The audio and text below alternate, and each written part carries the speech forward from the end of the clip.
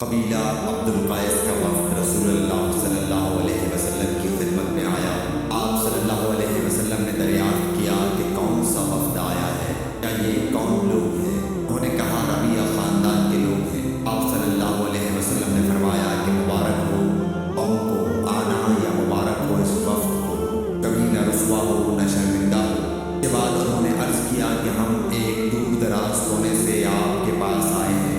ہمارے اور آپ کے درمیان کفار مضر کا قبیلہ پڑتا ہے۔ خوف کی وجہ سے ہم غربت والے مہینوں کے علاوہ اور ایام میں نہیں آ سکتے۔ یہ ہمیں کوئی ایسی قطعی بات بتلا دیجیے کہ جس کی ہم اپنے پیچھے رہ جانے والے لوگوں کو خبر دے دیں، اس کی وجہ سے ہم جنت میں داخل ہو سکیں۔ صلی اللہ علیہ وسلم نے انہیں 4 باتوں کا حکم دیا اور 4 سے روک دیا۔ انہیں حکم دیا کہ ایک اللہ پر ایمان لائیں۔ کہ کیا تم جانتے ہو کہ ایک اللہ پر ایمان لانے کا کیا مطلب ہے؟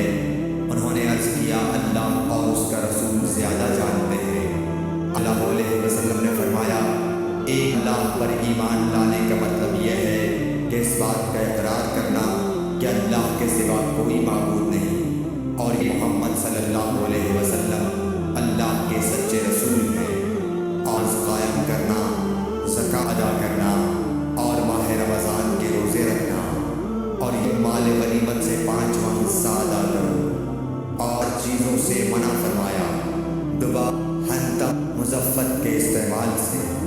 اور اس کے بارے میں شعبہ کہتے ہیں کہ ابو حمزہ بسا اوقات نقیب کہتے تھے اور بسا اوقات مقیم۔ اس کے بعد اللہ صلی اللہ علیہ وسلم نے فرمایا کہ ان باتوں کو یاد رکھو اور اپنے پیچھے رہ جانے والوں کو بھی ان کی خبر کر دو۔ حدیث نمبر 87۔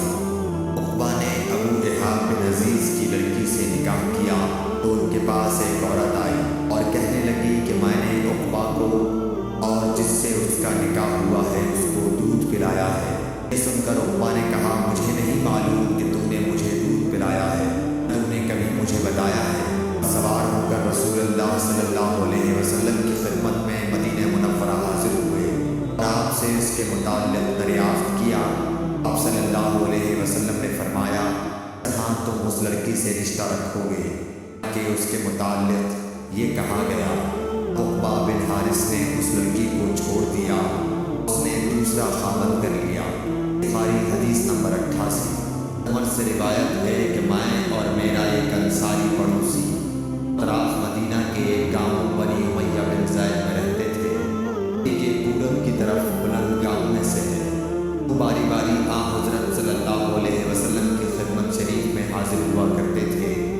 وہ آتا، ایک دن میں آتا اس دن کی وحی کی اور رسول اللہ صلی اللہ علیہ وسلم کی فرمودہ دیگر باتوں کی اس کو خبر دے دیتا تھا۔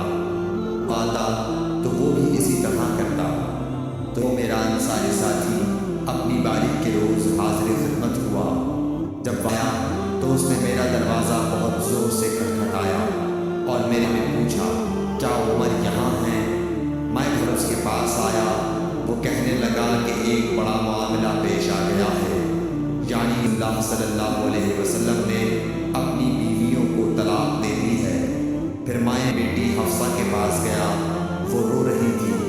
میں نے پوچھا تمہیں رسول اللہ صلی اللہ علیہ وسلم نے طلاق دے دی ہے؟ وہ کہنے لگی میں نہیں جانتی۔ پھر میں خدمت میں حاضر ہوا، میں نے کھڑے کھڑے کہا کہ آپ نے اپنی بیویوں کو طلاق دے دی ہے؟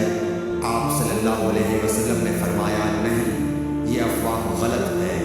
تب میں نے اس سے کہا اللہ اکبر، اللہ بہت بڑا ہے۔ صحیح بخاری حدیث نمبر 89۔ بن ابی کعب نے رسول اللہ کی خدمت میں آ کر عرض کیا یا رسول فلاں شخص معاذ بن جبل لمبی نماز دے ہیں، اس لیے آج کی نماز میں شریک نہیں ہو سکتا، کیونکہ میں دن بھر اونٹ چرانے کی وجہ سے رات کو تھک کر چکنا چور ہوتا ہوں اور طویل کرنے کی طاقت نہیں رکھتا۔ ابو مسعود کہتے ہیں کہ اس دن سے زیادہ میں نے کبھی رسول اللہ صلی اللہ علیہ وسلم کو وعظ کے دوران اتنا غضبناک نہیں دیکھا۔ آپ صلی اللہ علیہ وسلم نے فرمایا اے لوگوں، تم ایسی شدت اختیار کر کے لوگوں کو دین दीन से नफरत दिलाने लगे हो। सुन लो, शख्स लोगों को नमाज पढ़ाए तो वो हल्की पढ़ाए, क्योंकि इनमें बीमार, कमज़ोर और हाजत वाले सभी किस्म के लोग होते हैं। सही बुखारी बन्नफ़े। एक शख्स उमैर या बिलाल ने रसूलुल्लाह सल्लल्लाहु अलैहि वसल्लम से पड़ी हुई चीज़ के बारे में दरियाफ्त किया। आपने फरमाया उसकी बंधन पहचान ले, या फरमाया कि उसका बर्तन और थैली को पहचान ले। 1 साल तक उसकी शनाख्त का ऐलान कराओ। उसका मालिक न मिले तो उससे फ़ायदा उठाओ। अगर उसका मालिक आ जाए तो उसे सौंप दो। उसने पूछा कि अच्छा, गुमशुदा ऊँट के बारे में क्या हुक्म है? आपको इस कदर गुस्सा आ गया कि रुखसार मुबारक सुर्ख हो गए। नबी ने ये कहा कि आपका चेहरा सुर्ख हो गया। सुनकर आप सल्लल्लाहु अलैहि वसल्लम ने फरमाया, तुझे ऊँट से क्या वास्ता? साथ खुद उसकी मश्क है, उसके पाँव के सब हैं। वो पानी पर पहुँचेगा और खुद पी लेगा और दरख्त पर चढ़ेगा। लिहाजा उसे छोड़ दो यहाँ तक कि उसका मालिक मिल जाए। कहा, क्या गुमशुदा बकरी के बारे में क्या इरशाद है? आप फरमाया, वो तेरी है या तेरे भाई की, वरना मेरी की ग़ज़ा है। हदीस नंबर 91। सल्लल्लाहु अलैहि वसल्लम से कुछ बातें दरियाफ्त की गईं कि आप बुरा मालूम हुआ। इस किस्म के सवालात की आप सल्लल्लाहु अलैहि वसल्लम पर बहुत ज़्यादती की गई तो आपको गुस्सा आ गया। इन लोगों से फरमाया, अच्छा, मुझसे जो चाहो पूछो। तो एक दरियाफ्त किया कि मेरा बाप कौन है? आया, तेरा बाप हुज़ाफ़ा है। फिर दूसरा खड़ा हुआ और उसने पूछा कि या रसूल अल्लाह, मेरा बाप कौन है? आया कि तेरा बाप सालिम शेबा का आज़ाद करदा गुलाम है।